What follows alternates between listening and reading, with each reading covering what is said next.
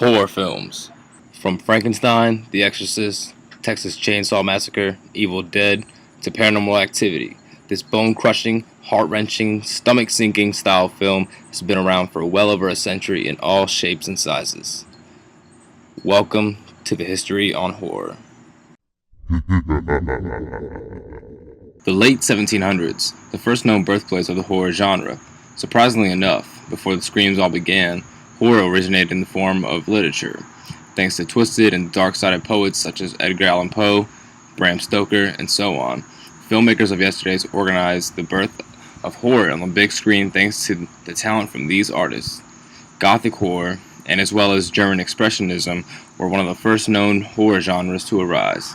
That no living human being ever yet was blessed with seeing bird above his chamber door, bird or beast upon the sculptured bust above his chamber door, with such a name as Nevermore. Dracula. The very mention of the name brings to mind things so evil, so fantastic, so degrading. You wonder if it isn't all a dream, a nightmare. Dracula and Frankenstein are two major motion films people would have no problem identifying. These two movies, along with many other horror classics, began populating in the early 1930s across the United States. Universal Studios had major successes off of the horror scene thanks to a significant event taking place during the same time period, the Great Depression. Americans could easily relate their troubles at home to the plethora of emotions that sprang up while viewing these horror films.